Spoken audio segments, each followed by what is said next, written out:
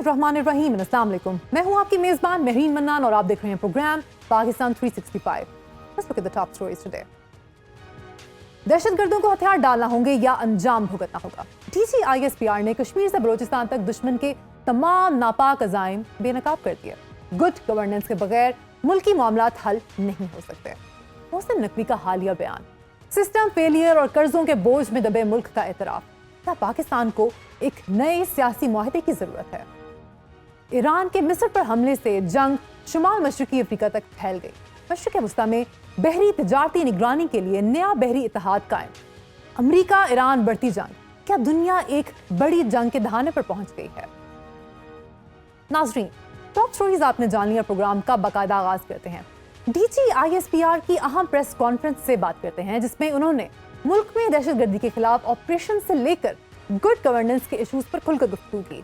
KP और बलूचिस्तान की सूरत हाल पर तफसीली ब्रीफिंग देते हुए उन्होंने बताया कि गुज़िश्ता 5 बरसों के दौरान बलूचिस्तान में 31,000 जबकि खैबर पख्तूनख्वा में 7,177 इंटेलिजेंस बेस्ड ऑपरेशन किए गए, जबकि रवां साल अब तक दहशतगर्दी से मुतल्लिक वाक़यात में 819 अफराद हलाक हो चुके हैं। उनके मुताबिक दहशतगर्दी के खिलाफ कार्रवाइयों के दौरान फौज के 303 अहलकार जबकि 322 शहरी शहीद हुए। इस अरसे के दौरान सिक्योरिटी फोर्सेस ने मजमूई तौर पर 2084 दहशतगर्दों को हलाक किया। लेफ्टिनेंट जनरल अहमद शरीफ चौधरी ने वाजे किया कि शिद्दत पसंदों के पास हथियार डालने के सिवा और कोई रास्ता नहीं। अब इनसे कोई बातचीत की गुंजाइश नहीं है। Once they know that the state is telling them very clearly कि या आप रियासत की विल के आगे सबमिट करें आइन और कानून के मुताबिक, और otherwise we are here and we are standing and we are fighting. जानबूझ के एक परसेप्शन फैलाने की कोशिश की जा रही है और की जाती है कि जैसे बलूचिस्तान के अंदर हालात जो से हैं वो बहुत खराब हो चुके हैं। आइन आपका वाजे है कि हमारी सबकी बुनियादी कुछ ड्यूटीज हैं। If we are loyal to the state, we are obedient to the constitution and law and it is given in the constitution, तो then you can talk about your rights. कि रियासत है तो सियासत है, रियासत है तो जान है, रियासत है तो नाम है। दूसरी जानिब प्रेस ब्रीफिंग के दौरान वफाकी वजीर दाखिला मोहसिन नकवी के गुड गवर्नेंस और नए सूबों से मुतालिक हालिया बयान पर सवालात उठाए गए, जिस पर DGISPR लेफ्टिनेंट जनरल अहमद शरीफ चौधरी ने कहा कि अगर मुल्क के मसाइल हल नहीं हो रहे तो इसका मतलब है कि गवर्नेंस में बेहतरी के लिए कुछ करना पड़ेगा। 1972 में मुल्क की आबादी तकरीबन 4 से 5 करोड़ थी और 4 सूबे थे, जबकि आज आबादी कई गुना बढ़ चुकी है। ताहम गुड गवर्नेंस कैसे लानी है, कौन सी इस्लाहात करनी है और किस समत में जाना है, ये फैसला सियासी जमातों और सियासतदानों ने करना है। Let's look what he had to से। जो वज़ीर दाखिला साहब की स्टेटमेंट है, बिल्कुल उनका ये पर्सनल ओपिनियन है and we don't comment on this things. However, एक चीज़ जो कि इस पे we would like to say that we have been saying earlier also, as a primary stakeholder in the security, good governance is key to security and stability of Pakistan. उसके बगैर आपकी मामलात जो हैं वो हल नहीं हो सकते। अगर गुड गवर्नेंस का मतलब ये है कि 1972 में if I am not wrong कुछ 6.5 या 7 करोड़ मैक्सिमम आबादी थी पाकिस्तान की, उस वक्त 4 सूबे थे। आज हम 25 के ऊपर हैं। तो अगर अब आपकी आबादी 3 से 4 गुना बढ़ गई और वही 4 सूबे हैं, तो वी हैव टू सी कि is it serving good governance.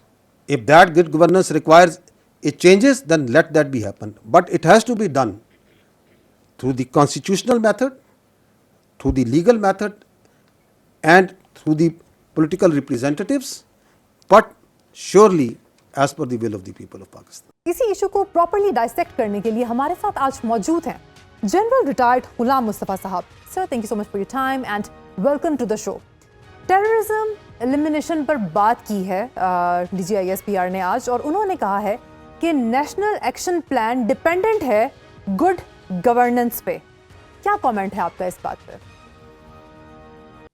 देखिए, नेशनल एक्शन प्लान जब बना था उसके बाद जो हमने किया इसके साथ, जैसे ही बना उसके साइन हुए हैं तो बाहर निकले हैं, तो 2 पार्टियों के सरबराहों ने तो वही उस पर रखने डालने शुरू कर दिए।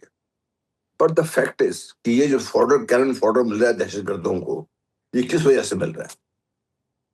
आप नंबर 2 कि आप ये देखिए कि जो हमारे ज्यादा मुतासर है, जो हमारे इलाके बलूचिस्तान मुतासर है, केपी मुतासर है और आज़ाद कश्मीर में भी घुसा है वो लोग, ये यहाँ पर आप देखिए जो पॉलिटिकल वैक्यूम है वो कितना बड़ा है, and it's all over the country. آپ کا جو پولیٹیکل لیڈرشپ کا عوام کا آپس میں تعلق بھی نہیں ہے. عوام کے مسائل کو حل کرنے کے لیے کوئی سسٹم ہی نہیں چل رہا آپ کا اس کا, نہ کسی کو اندازہ ہے اس چیز کا. تو I agree with him and I agree with you. The National Action Plan is contingent upon success جو ہے اس کی, وہ ڈپینڈ کرتی ہے, مطلب فوکسڈ ہے کہ پاکستان میں گورننس بہتر ہو. پاکستان میں جو ہمارے پولیٹیکل ایلیٹ ہے یہ سارے پیسے لوٹ کے باہر مت لے کے جائیں, ان کے پاس بے انتہا پیسہ ہے, یہ پاکستان میں لگنے دیں اس پیسے کو, اور پاکستان کی بہتری کے لیے ایک منصوبہ بندی کے تحت کام کریں, سب اپنے نمود و نمائش سے باہر نکلیں. میں کیا بات کرے آپ نے honest to God. One gets sometimes, you know, in a state of shock to see کہ بھائی بلوچستان میں چاہے وہ کے پی ہے, چاہے ہماری جو پولیٹیکل جو سسٹم ہے وہ آپ کو نظر ہی نہیں آتا. ہم نے کیوں اپنے ڈسٹرکٹ لیول پر, لوور لیول پر, ہم نے اپنے لوکل باڈیز کو ہم نے کیوں نہیں بنایا؟ کیوں اس لیے نہیں بنایا کہ وہ آپ کے کام میں رقم اندازی کریں گے, صوبے جو ہے وہ اپنی منمانی کریں, لیکن ڈسٹرکٹس میں جہاں پہ ایکچولی جہاں پہ لوگ متاثر ہیں ان کے پاس کوئی آواز نہیں ہے سننے کے لیے. اس کا نتیجہ کیا ہے آج آپ دیکھ لیجیے. مہنگائی اس لیے بڑھ رہی ہے کہ کسی کو اندازہ نہیں ہے کہ آپ کا ایگریکلچر سیکٹر جو ہے وہ بڑا غرق ہوا ہوا ہے. آپ کا مینوفیکچرنگ سیکٹر میں آپ دیکھ لیجیے, اب نئی سے نئی کاریں آ گئی ہیں, اس میں پاکستان ترقی نہیں کرے گا. ٹھیک ہے, مطلب کہنے کا مقصد گورننس ایبسولوٹ ہے کہ سر یہ محسن نقوی کی اسٹیٹمنٹ کی طرف ریفر کروں گی. انہوں نے گڈ گورننس کا ایک یہ سولوشن دیا ہے کہ ایڈمنسٹریٹو یونٹس کو چھوٹا بنایا جائے. آپ کے خیال میں is this the solution that he is proclaiming it to be? No, I probably would disagree with him this extent.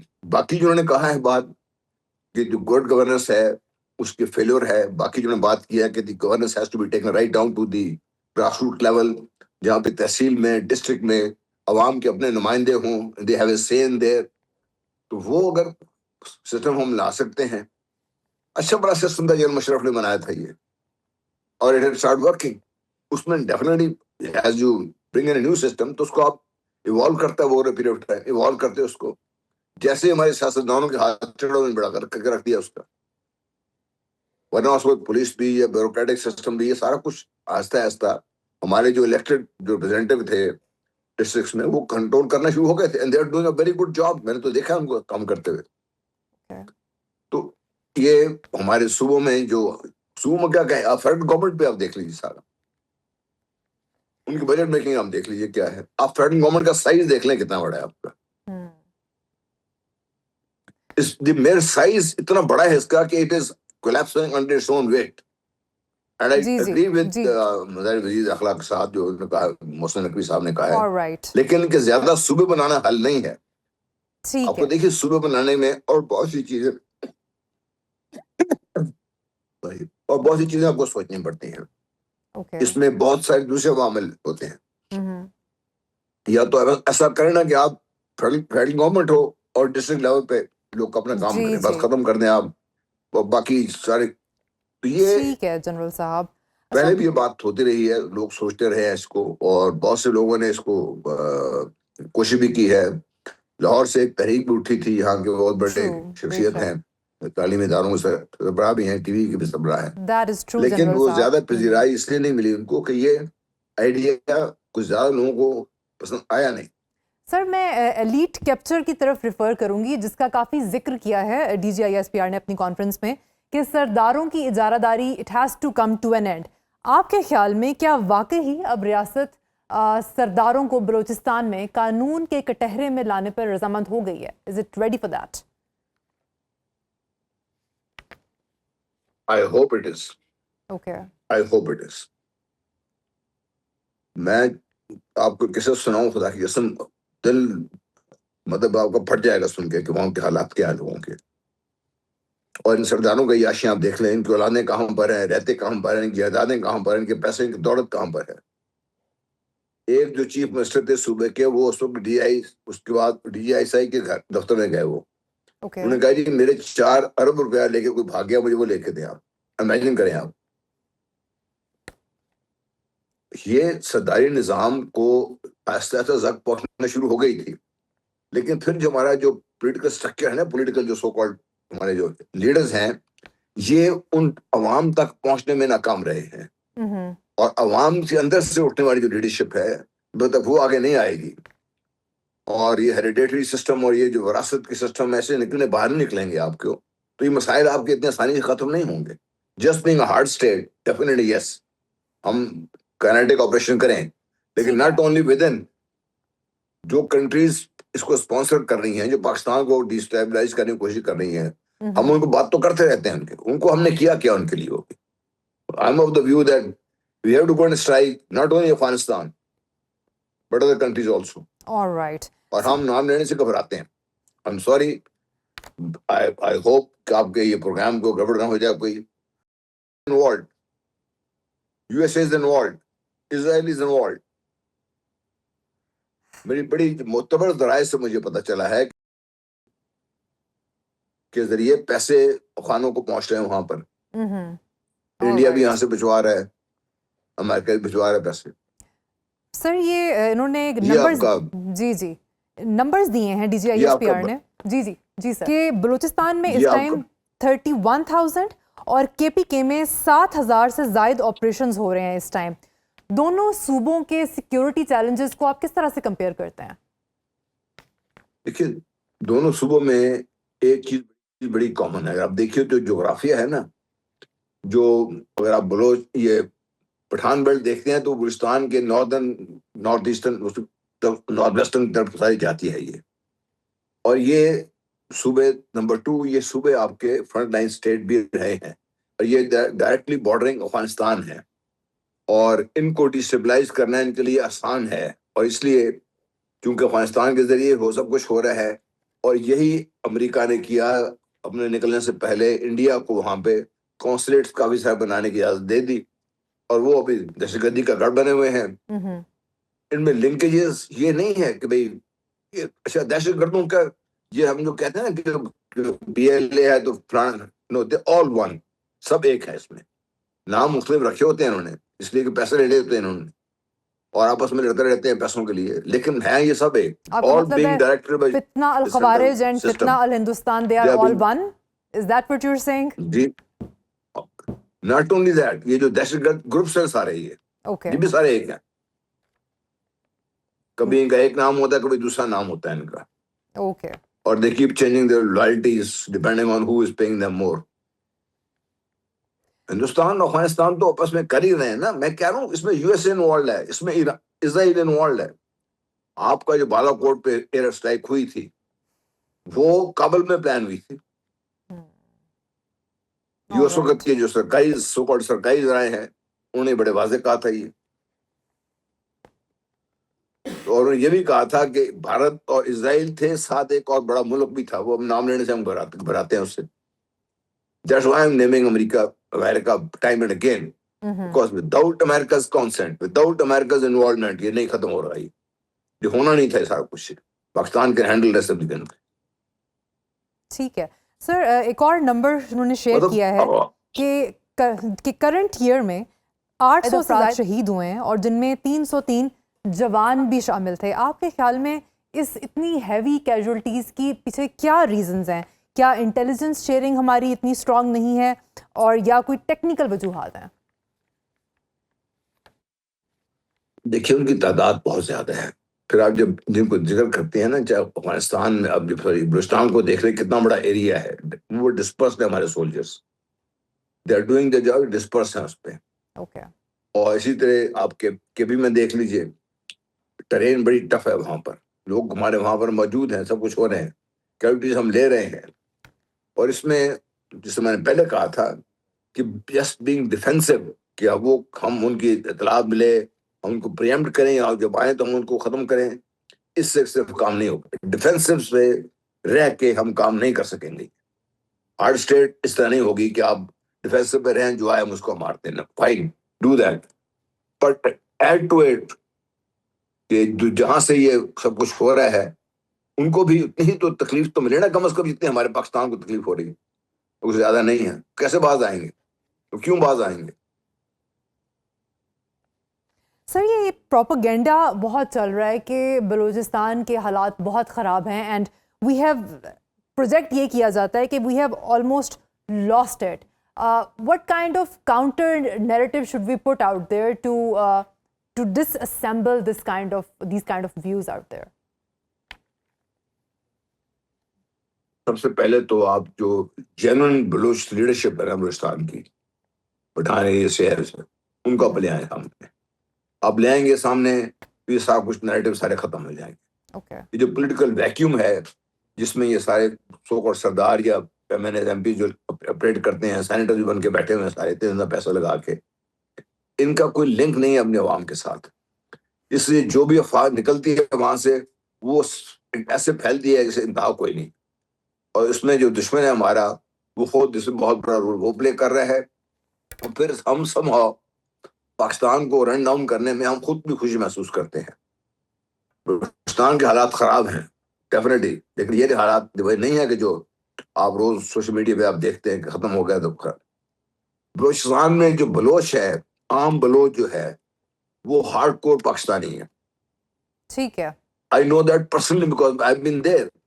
काफी अर्सा मैंने बाहर पूरे फिरा उन लोगों से बात की सब कुछ. दे hardcore Pakistanis, they become Pakistani by choice बने हैं वो लोग. इसलिए उनकी जो जनरल लीडरशिप है उसको आप आने दें आगे बस. ठीक है. लेट दे पढ़े हो लिखे हो जैसे भी हो उनको आप जनरल लीडरशिप आने दें आप. ठीक है. ये जो बैठे हुए लोग जो खुद बहुत ज्यादा आ गया तो कोयटा में आ गए, या आजादी की फैमिली कराची में है या इस्लामाबाद में या पाकिस्तान से बाहर फिरते हैं. ऑलराइट सर, इनसे काम ये नहीं होगा. और फिर लोकल लेवल पर आप उसको एस्टेब्लिश करें, लोकल बॉडीज को. ठीक है. ग्रास रूट आपके से ये लोगों को narrative आगे आना चाहिए. Agreed sir.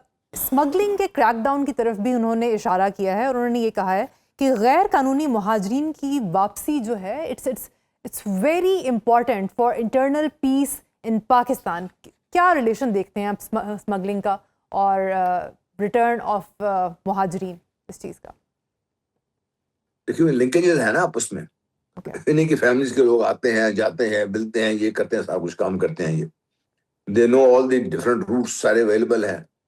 They know and they already in touch with the people concern जिन्होंने ये कंट्रोल करनी है हमारे जो पॉलिटिकल गवर्नमेंट्स हैं उन्होंने. दे लीग. तो आप इसको अगर आपने खत्म करना है और करना चाहिए भी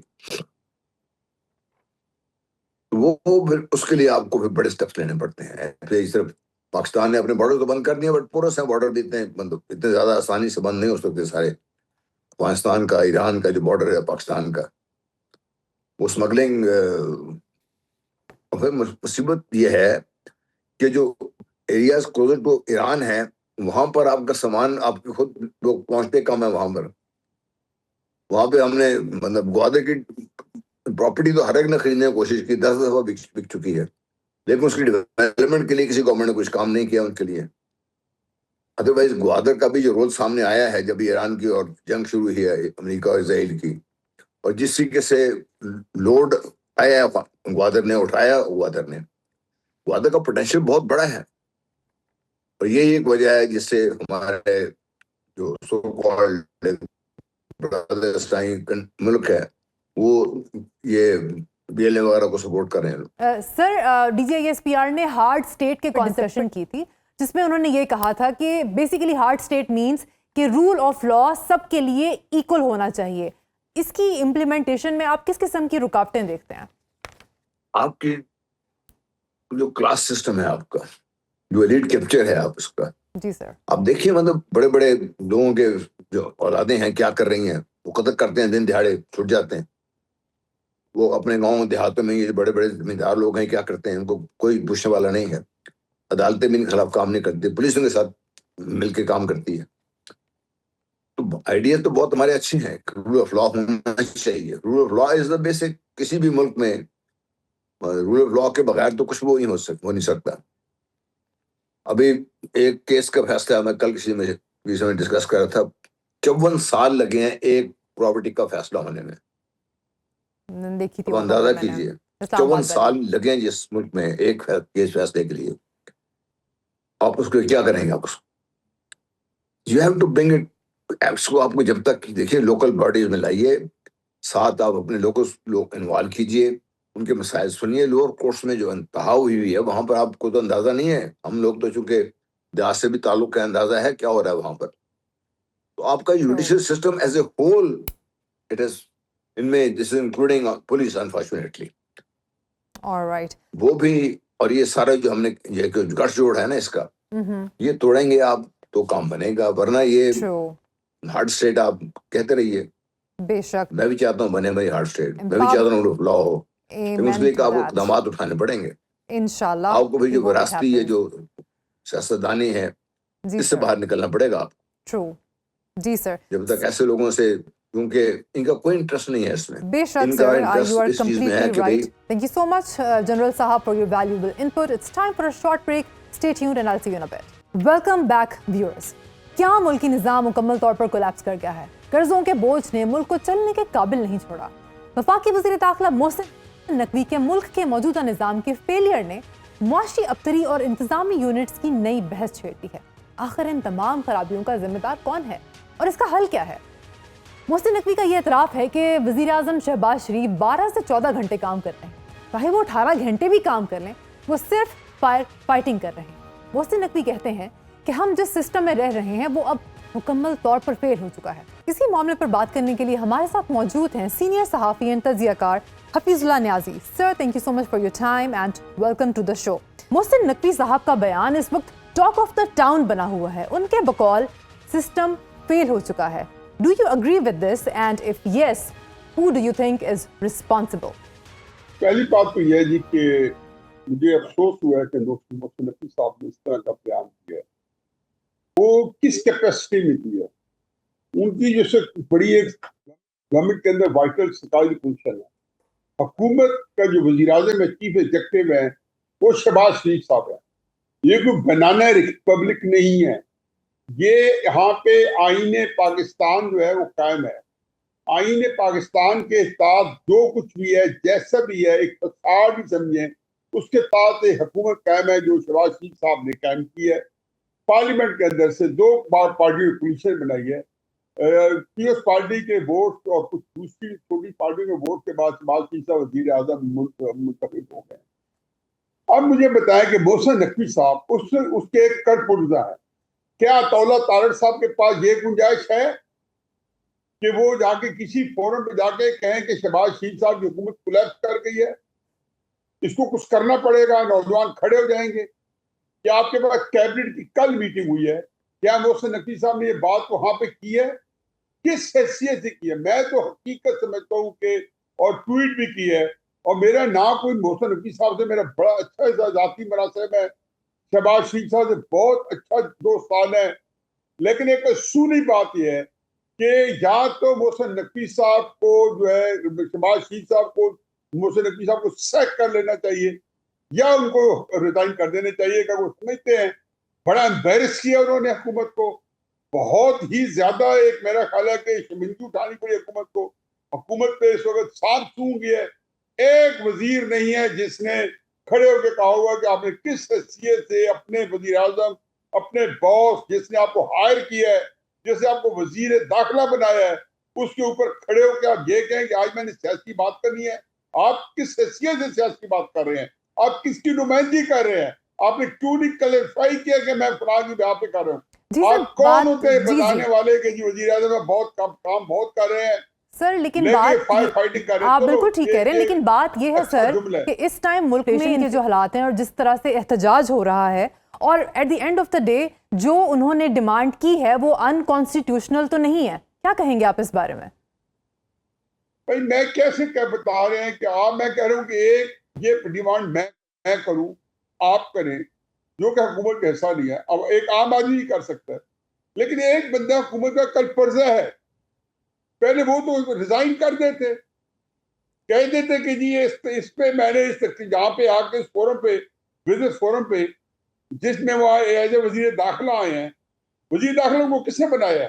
آپ بالکل ٹھیک کہہ رہے ہیں, لیکن اس سٹیٹمنٹ کو جی سر اس سٹیٹمنٹ کو انڈورس کیا ہے D G I S P R نے کہ اگر جو ہے انڈورس نہیں کیا, انہوں نے کہا جی کہ انہوں نے اپنا دماغ استعمال کیا ہے. میں ان کی بات کرتا ہوں, انہوں نے انڈورس نہیں کیا, انہوں نے اس کو اسٹرینتھن کیا ہے. یعنی کہ انہوں نے کہا جی کہ انہوں نے ایک بات کی ہے اور اگر ہے تو اس کو ٹھیک کرنا چاہیے. میں تو بات ہی کچھ اور کر رہا ہوں. ایک انگریزی میں ہوتا ہے لفظ ریزن ڈیتھ ریٹ. کیا ان کے پاس وہ ہے, یا وہ کہتے ہیں نا, یا ایک اور کا لفظ کا لوکس اسٹینڈ ہے, لیگل کرائم ہے, کیا ان کے پاس لوکس اسٹینڈ ہے؟ نہیں ہے. بالکل نہیں, میں آپ کی بات کو انڈرسٹینڈ کر رہی ہوں کہ آپ کہہ رہے ہیں کہ جی گورنمنٹ کو جو پرائم منسٹر پہ آبجیکٹ نہیں کرنا چاہیے تھا, اس بات کو ہم سائڈ پہ رکھ دیتے ہیں. جو ان کی تجویز ہے, لیٹس ٹاک اباؤٹ دیٹ. آپ کے خیال میں کیا جو یہ گڈ گورننس کے لیے یہ ضروری ہے پروونسز کو چھوٹے ایڈمنسٹریٹو یونٹس میں ڈیوائڈ کرنا, اس کے کیا مثبت نتائج نکل سکتے ہیں؟ پہلی بات تو یہ ہے کہ میں پھر دوبارہ اس ڈسکلیمر کے ساتھ بات شروع کروں گا کہ محسن نقوی صاحب کے پاس کوئی رائٹ نہیں ہے یہ اس سے سجیسٹ کرنے کا. اگر میرے پاس ہے, میں کیبنٹ میں نہیں بیٹھتا ہوں, میرے پاس وزیر اعظم تک پہنچنے کی اپروچ نہیں ہے, میں کہہ سکتا ہوں. لیکن محسن نقوی صاحب کے پاس کوئی نہیں ہے. باقی رہے صوبے, تو یہ کوئی آسان کام نہیں ہے. یہ وہ لوگ کر سکتے ہیں جنہوں نے, ان کو پتہ نہیں ہے کہ 1973 کا جو آئین جو ہے وہ کس کاوشوں سے, کس محنت سے اور کتنی پین لے کے بنایا گیا. ان کو یہ نہیں پتا یہ پاکستان ایک دفعہ آئین نام بننے ٹوٹنے کے چکر میں ٹوٹ چکا ہے. اس کے بعد یہ آئین بنا, آئین کنسنسس ڈاکومنٹ بنی, بھٹو صاحب کا 2/3 میجورٹی تھی. اس کے باوجود بھی سوائے 2 ووٹس کے, اس کی بھی ابھی میں وجہ بتاؤں گا, کہ اس کے علاوہ اسے پورے ایک ایم این اے نے وہاں پہ اس کو انڈورس کیا. ساری مخالف پارٹی جو تھی آن بورڈ تھی, ہر ایک بندے نے اس کو یس کیا, ایک کنسنسس ڈاکومنٹ بن گئی. اب آپ چاہتے ہیں کہ جی اس کے اندر کرائسس یہ ہے کہ جب 2008 کے اندر جب یہ 18ویں ترمیم آ رہی تھی, 2009 میں شاید آئی ہے, تو اس وقت آپ لوگ کیوں کہاں بیٹھے تھے؟ جو لوگ شور مچا رہے ہیں اس وقت کہاں بیٹھے تھے کہ جب یہ ادارہ جو ہے وہ کیوں نہیں بتا رہا تھا کہ این ایف سی ایوارڈ جو ہے اس کے اندر اگر فنڈ تقسیم اس طرح ہوگی تو ہم کہاں جائیں گے؟ اب کرائسس یہ کہ ہمارے مسائل کچھ اور ہیں, ہم کہیں اور سے ڈھونڈتے ہیں. ابھی آپ نے ایک اتنا بڑا پروجیکٹ بنا دیا, لاکھوں ایکڑ, لاکھوں کے ملین جو ہے نا ایکڑ زمینوں کو آپ نے شاداب کرنے کے لیے 6 نہروں کا منصوبہ بنایا. وہ آپ کو شیلف کرنا پڑا. کیوں کرنا پڑا؟ یہی بلاول صاحب کی اسی طرح کی تقریروں کو دیکھ کے پھر آپ نے 28 ترمیم لے کے آئے, پھر آپ کو شیلف کرنی پڑی, پھر آپ نے 28 ترمیم کو آگے 28 ترمیم یا وہ آگے لے جانے کے لیے اپنی اس کو جی بھی دینا پڑا بلاول صاحب کو. بلاول صاحب کے تو منہ کو خون لگا ہوا ہے, پیپلز پارٹی کے تو منہ کو خون لگا ہوا ہے. انہیں جب بھی آپ کو آنکھیں دکھائی ہیں آپ نے ان کے آگے کچھ کو ڈال دیا ہے. اب ان کا خیال ہے کہ جب ہم پھر آنکھیں دکھائیں گے ہمیں کشمیر دے دیں گے. میں تو کہتا ہوں جو کشمیر کے حالات ہیں وہ ابھی آپ دے دیں. دیکھیں اس ملک کے اندر کرائسس کیا ہے. اس ملک کے عوام جو ہیں وہ ایک پوری اکثریت جو کراچی سے لے کے جی بی تک, کشمیر تک, بلوچستان تک, سر وہ ایک ایسی پارٹی کے ساتھ ہے کہ جو اس وقت جس کو سیاست میں حصہ لینے کی اجازت نہیں ہے. وہ پوری عوام جو ہے پاکستان کی عوام, وہ پاکستان کے ملک کے اندر اس لیے وہ ڈسکنیکٹ ہے, وہ اجنبی ہو چکی ہے, وہ ایلین کے طور پہ اس ملک پہ رہ رہی ہے. جب آپ کے ملک کی عوام سسٹم کے ساتھ نہ ہو, جمہوریت کا تو مطلب یہ بائی دا پیپل, جمہوریت کا مطلب یہ جو ہے جمہور کی آواز, عوام کی آواز, اکثریت کی آواز. جب اکثریت جو ہے وہ آپ کے ساتھ آن بورڈ نہ ہو, سنک نہ ہو, کرائسس آپ کا وہاں ہے. اب ان کو کیسے کیا جائے؟ اس ملک کا ایک ہی مسئلہ ہے کہ جو اتنی بڑی تعداد پاکستان کی اس وقت آپ سے ناراض ہے, یا وہ ہر اس بندے کو جو تخریبی کاری کرتا ہے اس کا بھی ساتھ دے دیتی ہے اس لیے کہ شاید ریاست پاکستان کو تکلیف پہنچے, اس کو آن بورڈ کرنا کیسے ہے؟ اس کو آپ کاٹ کے بحیرہ عرب پہ نہیں پھینک سکتے, اس کو پاکستان سے علیحدہ نہیں کر سکتے. میری اپنی رائے میں کچھ بھی ہو سکتا ہے میں خود اس چیز کو ناپسند کروں کہ جو سیاست کر رہے ہوں, جو یہ پارٹی جو ہماری اس وقت مصیبت میں ہے, یا جو بانی پی ٹی آئی جو ہے وہ 21 سال میں ہے, میرے سے شاید سب سے زیادہ اختلافات ہوں. لیکن جو گراؤنڈ ریئلٹیز ہیں اگر آپ اس کو آن بورڈ کیے بغیر, میں کہتا ہوں اگر یہ بھی کرنا ہے, جو کرنا ہے اس کے ساتھ جا کے بات کریں. انہیں کہ ہمیں کشمیر کے اندر جو ایک کالعدم جماعت ہے اس کو ہم نے مارجنلائز کرنا ہے, ہم نے بلوچستان میں ٹیررسٹ کو مارجنلائز کرنا ہے, ہمیں آپ کی کچھ مدد چاہیے, کچھ آپ کو ہم جو ہے معاملہ کرنا چاہتے ہیں. آپ اپنی مسائل جو ہیں خدا کے واسطے بعد میں نپٹیں گے, ملک کے لیے آپ کچھ دینا چاہتے ہیں, مجھے اگر دے دیں تو ان کی مہربانی ہے, ان کا بڑا پان ہے, ان کو دور دینی چاہیے. اصل مسائل وہ ہیں بالکل بالکل سر آپ اے جے کے کی بات کر رہے ہیں تو وہاں پہ اس ٹائم پروٹیسٹ چل رہے ہیں اور it's difficult to maintain peace over there, اور ساتھ ہی نون لیگ اور پیپلز پارٹی کی بھی ٹگ آف وار چل رہی ہے فار پاور. کیا کامنٹ ہے آپ کا اس بارے میں؟ دیکھیں جی، میں اس میں تو میں کچھ نہیں کہتا ہوں کہ نون لیگ کی اور پیپلز پارٹی کی ٹگ آف وار ہے، وہ تو خیر سیاستدانوں میں چلتی رہتی ہے، چلتی رہنی چاہیے. لیکن جو اے جے کے ہے، میں آپ کو لکھ کے دیتا ہوں کہ اگر پاکستان کے جو سیاسی جماعتیں ہیں جس میں سے آپ پاکستان تحریک انصاف کو باہر نہیں رکھ سکتے، اگر آپ بورڈ کر لیں اور وہ ساری کی ساری اپنی سیاست کریں تو یہ پارٹیاں جو ہیں یہ پارٹی میں نمک کے برابر رہ جائیں. ان کو سپورٹ ملتی ہی یہاں پہ ہے کہ جب پاکستان کے اندر سیاسی عدم استحکام آتا ہے، جب پاکستان کی عوام کی اکثریت ناراض ہوتی ہے، وہ نالاں ہوتی ہے، تو ظاہر ہے کہ یہ سارا کچھ ہوتا ہے. سر آپ نے بات کی بانی پاکستان کی، ان کی جو پارٹی ہے اس نے 5 اگست کو ملک بھر میں پروٹیسٹس کا اعلان کیا ہے. آپ کے خیال میں از دس دا سولوشن؟ نہیں، میرا خیال ہے کہ پروٹیسٹ وغیرہ تو اب ان کی پارٹی کے اوپر کیونکہ اپنے ورکرز کے اعتماد ہی نہیں ہے، وہ پوری طرح ایک دوسرے سے دستوں گرفتار ہیں سارے لوگ. پارٹی کی جو لیڈرشپ ہے انفارچونیٹلی عام پارٹی کے ممبر جو ہے وہ اس کو کمپرومائز سمجھتے ہیں. جو عمران خان صاحب کے جو بانی پی ٹی آئی کے جو ہیں سپورٹر ہیں وہ، اور جو سوشل میڈیا کے ساتھ زیادہ کنیکٹڈ ہے، سوشل میڈیا اور عام پارٹی کا جو عام بندہ جو ان کو چاہنے والا ہے بانی پی ٹی آئی کا یا ان کو سپورٹ کرنے والا ہے، وہ ان کی اپنی خان صاحب کے اپنی جو ہاتھوں سے بنائی جو پارٹی کہا جاتا ہے، جو خود نے نامینیٹ کیا ہے، وہ اس کے اوپر عدم اعتماد کا اظہار کرتا ہے. چنانچہ وہ جو کام بھی کرتے ہیں جو پارٹی ڈیوائیڈڈ ہے وہاں تو کچھ ہوگا نہیں. لیکن اور یہ شاید میرے نزدیک تو شاید یہ باتیں ان کے اس طرح کے پروٹیسٹ جو ہیں عمران خان کی پوزیشن کو کمزور کر رہے ہیں، اور جو عمران خان کے مخالف ہیں ریاست پاکستان اس کو اس لحاظ سے اسٹرینتھن کر جاتے ہیں جی کہ عمران خان صاحب جو احتجاج کے ذریعے کوئی پریشر ڈالنے میں ناکام رہے ہیں. ان کا یہ ہے کہ جی عمران خان جو ہے کوئی احتجاج ان کے اوپر کام دکھا نہیں رہا. تو اب کرائسس یہ جی کہ جب آپ کے پاس احتجاجوں کی کوئی ہسٹری پوری ایسی ہو کہ جہاں پہ آپ کو کبھی پریشر نہ کریٹ کر سکتے ہوں، آپ کے سارے احتجاج تحریک انصاف کے آج تک ناکام رہے ہوں، تو ایک چیز ہے اس کو دوبارہ دہرانے کو کوئی فائدہ نہیں ہے سوائے اس کے کہ آپ اپنے ورکرز کو ڈیمورلائز کرتے ہیں. ورکر کے اندر یہ تاثر پھیلتا ہے کہ عمران خان صاحب کی کوئی فکر نہیں ہے. میرے نزدیک عمران خان صاحب کی اتنا ہی کافی ہے کہ جو آج آپ دیکھ رہے ہیں کہ ریلوے یونین کوئی جلوس نکالے گی تو تحریک انصاف والے اس میں شامل ہو جائیں گے. جو کسان اپنے حقوق کے لیے نکلیں گے تحریک انصاف کی جو بہت اکثریتیں موجود ہے اس کے اندر شامل ہو جائیں گے.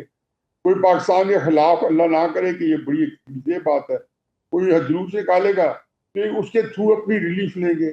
یہ بجائے اس کے کہ یہ جو ہے کشمیر کے اندر کسی کالعدم تنظیم کے پیچھے لگ کے یا بلوچستان کے اندر جو اس طرح کی ایکٹیویٹیز کر رہے ہیں ان کو وہ پورا ہمارے جیسے لوگوں کے شیلٹر لیں، ہم ان کو جو ہے جی پکڑوائیں نہ پکڑوائیں. نیازی صاحب یہ کہ یہ لوگوں کو میں تو صرف کہتا ہوں کہ جو بے شک سپورٹ اگر عمران خان کی جو موجود ہے جی سر، یہ اپنے طور پہ ایک بہت بڑا دباؤ ہے. نیازی صاحب میں آپ کی توجہ بالکل you are right about that. میں آپ کی توجہ جو ہے وہ بلاول بیان کی طرف دلوانا چاہتی ہوں جنہوں نے یہ کہا کہ اگر آزاد کشمیر کے انتخابات چوری کیے تو وفاقی حکومت کی الٹی گنتی شروع ہو جائے گی. آپ کے خیال میں is it really the end of the ruling government? پر وہ یہ ہے ایک دوسرے کو بلیک میل کر رہے ہیں. انفارچونیٹلی بڑا پن نہیں ہے، بہت بڑے لیڈر ہیں. بلاول سے تو مجھے بڑی امیدیں تھیں، بڑی ایک تیکھی بات کر رہے تھے، نئے نوجوان آدمی ہیں، ان کا بڑا فیوچر ہے. مسلم نون اگر اپنی پاپولیرٹی جو ہے اس سے محروم ہوتی ہے تو وہ تحریک انصاف کو نہیں جائے گی، وہ بلاول صاحب کو ہی جائے گی. کیونکہ یہ ہمیشہ ہوتا ہی ایسا ہے کہ جب اس پارٹی سے لوگ جو ہے فرسٹریٹ ہوئے تھے تو وہ تحریک انصاف میں 2010 11 12 میں چلے گئے تھے اور وہیں سے تحریک انصاف کی بیس خریدی گراؤنڈ بنی تھی. اور یہ گراؤنڈ جو ہے بلاول صاحب کو آ جائے گی اور پھر تحریک انصاف جب اپنا ایک मकबूलियत के अंदर उसकी कमी आएगी तो बिलावल की मकबूलियत में ज्यादती आएगी। ये तो मैं वैसे एक एनालिसिस दे रहा हूँ, दूर की कोड़ी ला रहा हूँ, लेकिन अमलन जो है बिलावल साहब से ये तो नहीं है कि इस तरह की बातें करें कि वो एक ऐसी जगह पे जहाँ पे रियासत फंस चुकी है, जहाँ पे लोग उनकी बातों से नजात फायदा उठा रहे हैं। एक कालजम तंजीम है जिसके डांडे मिलते हैं पुराने मामला खान के मकबूल भट्ट की जमात JKLF से और JKNLF से, वो जो दो थी तंजीमें, तो वो उनको जो है वो पुराने थे। मकबूल भट्ट को इंडिया ने फांसी दी थी 1984 में, पाकिस्तान ने तो नहीं दी थी। और ये लोग यही बात जो कर रहे हैं, ये जाके वहाँ पे इंडिया में जाके करें। वहाँ तो पाकिस्तान की तो 50,000 फौज होगी इंडिया कश्मीर के अंदर, इंडिया की तो तकरीबन 8-9 लाख फौज बैठी है। वहाँ जाके करें, जाके बताएं लोगों को ये फौज निकले जा रहे हैं इनको, और इनको सपोर्ट मिल गई है 32% से तहरीक इंसाफ की। बिलावल साहब इससे अपना सियासत चमका रहे हैं। चलो अब अगर हमारे सियासतदानों का इतनी कैपेसिटी अल्लाह ताला ने इस मुल्क ने उनको इतना नवाजा है, बिल्कुल ठीक है, बड़े-बड़े ओहदे दिए हैं, बिल्कुल ठीक है और न्याजी जब साहब। आता है तो मैं तो कम अज कम इसको पसंद नहीं करता हूँ कि मुझे अपनी जाती मफाद के लिए प्रेस्टिज के लिए इस मुश्किल वक्त में मुल्क के मुश्किल आता है। Indeed, sir. Indeed, sir. Niazi Saab, thank you so much for your time and input. Viewers, stay tuned with us and I'll see you in a bit after a short break. मशरिक़ वस्ता में जारी Iran America कशीदगी अब एक ऐसे मरहले में दाखिल होती हुई दिखाई दे रही है जहां हर नया दिन तनाज़े को एस्केलेशन लेडर के अगले जीने पर लेके जा रहा है। जो तनाज़ा इब्तिदा में सिर्फ 3 ममालिक तक महदूद नजर आता था, वो अब वेस्टर्न एशिया और मिडल ईस्ट से निकल कर अफ्रीका के साहिलों तक फैलता दिखाई दे रहा है। ताज़ा इतलात के मुताबिक इल्ज़ाम आयद किया जा रहा है कि ईरानी ड्रोन्स ने मिस्र की एक बंदरगाह पर मौजूद अमरीकी ऑयल स्टोरेज तंसीबात को निशाना बनाया है। यानी गुज़िश्ता 4 दिन के अंदर सऊदी अरब, इराक और अब मिस्र भी इस बहरान की लपेट में आ चुके हैं। यहाँ एक अहम सवाल जन्म लेता है। ये वो 3 ममालिक हैं जिन्होंने ईरान और अमेरिका के दरमियान कशीदगी कम कराने, सालसी और मुज़ाकरात की राह हमवार करने में किसी न किसी मरहले पर एक अहम किरदार अदा किया था। अगर अब यही ममालिक ईरान या उसके हमायत याफ्ता ग्रोहों के मुमकिन अहदाफ बनते हैं, तो क्या हम एक ऐसी जंग की तरफ बढ़ रहे हैं जिसकी ना ही कोई वाज़े एंड गेम दिखाई देती है और ना ही कोई एग्जिट स्ट्रेटजी। दूसरी जानिब कल सऊदी अरब में एक इंतहाई अहम पेशरफ भी सामने आई है। सऊदी अरब और पाकिस्तान समेत 14 ममालिक ने एक मल्टीनेशनल मैरीटाइम कोएलिशन कायम कर दी है, जिसका ऐलान खित्ते की अहम समुद्री गुजरगाहों में तिजारती और तवानाई बरदार जहाज़ों के तहफ़्फ़ुज़ के लिए किया गया है। इस इत्तेहाद में सऊदी अरब, Kuwait, Bahrain, Qatar, Pakistan, Türkiye, मिस्र, उर्दन, यमन, जबूती, बांग्लादेश, सूडान, नाइजर और सोमालिया शामिल हैं। ये इत्तेहाद एक ऐसे वक्त में वजूद में आया है जब बाबुल मंदब और बहीरा अहमर में जहाज़ रानी को मुसलसल खतरात लाहिक हैं। हौज़ी हमलों और बहरी नकलो हरकत पर बढ़ती हुई पाबंदियों ने आलमी तिजारत और तवानाई की सप्लाई लाइन्स को भी मुतासिर किया है। असल सवालात ये हैं, क्या ये मल्टी नेशनल मैरीटाइम कोएलिशन वाकई खित्ते की समुद्री गुजरगाहों को महफूज बनाने में कामयाब हो सकेगा? क्या इसका मैंडेट सिर्फ बहरी सलामती तक महदूद है या ये दर हकीकत ईरान के बढ़ते हुए इलाकाई असर रसूख का जवाब है? और अगर कशीदगी इस रफ्तार से बढ़ती रही तो क्या ये इत्तेहाद मुस्तकबिल में एक बड़े अस्करी किरदार में भी सकता है? इस पर गुफ्तगू करने के लिए हमारे साथ मौजूद हैं rear admiral retired Faisal Shah साहब, जो कि एक सीनियर दिफाई तज्जियाकार हैं। Sir, welcome to the show and thank you so much for your time. जंग जो है वो रीजनल वॉर से निकलकर कॉन्टिनेंटल एस्केलेशन की तरफ जा रही है। Is there any way to limit it's circumference? जी, बहुत शुक्रिया मुझे प्रोग्राम में लेने का।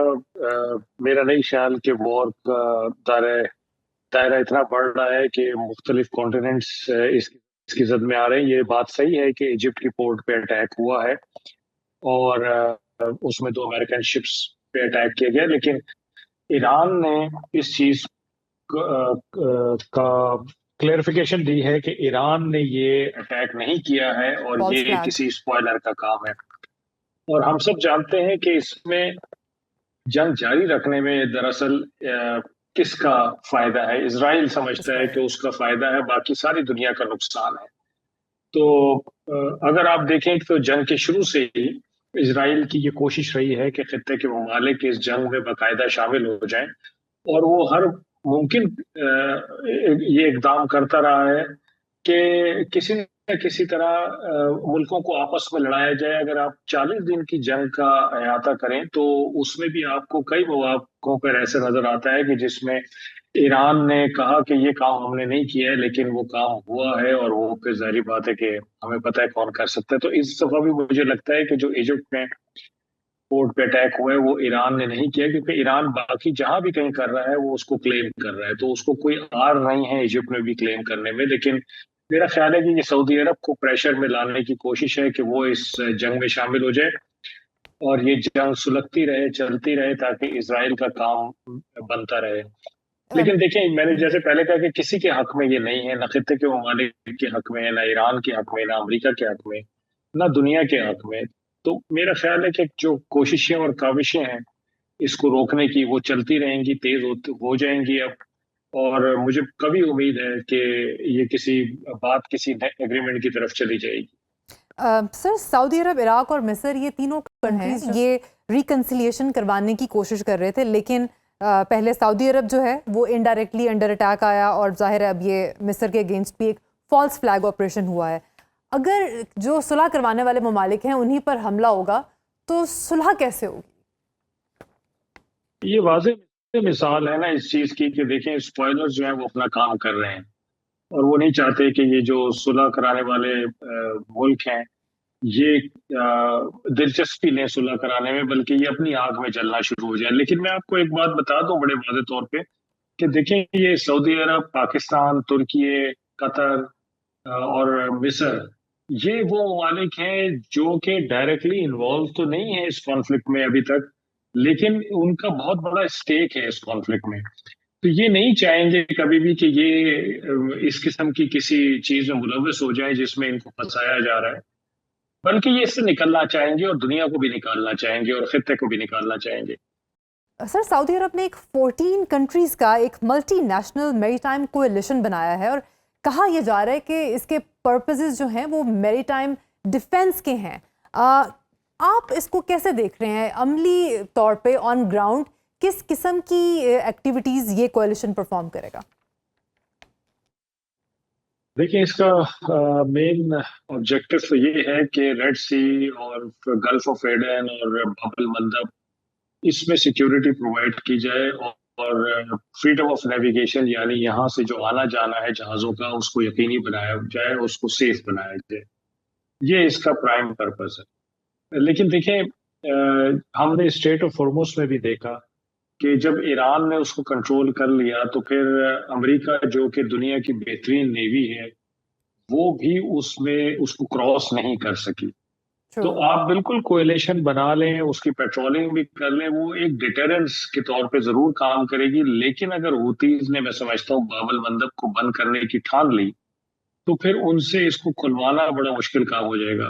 ایک چیز نمبر 1. نمبر 2, اگر آپ ان سے کھلوا بھی لیں اور ان کو وہاں سے پیچھے دھکیل بھی دیں تو میں یہ سمجھتا ہوں کہ جو شپنگ کمپنیز ہیں وہ پھر بھی وہاں سے گزرنا پسند نہیں کریں گی, کیونکہ شپنگ کمپنیز کی اپنی ایک سائیکی ہوتی ہے, اور وہ جب تک 200% ان کو یقین نہیں ہوتا کہ یہ پانی سیف ہے ان کے جانے کے لیے, وہ ان پانیوں میں داخل نہیں ہوتے.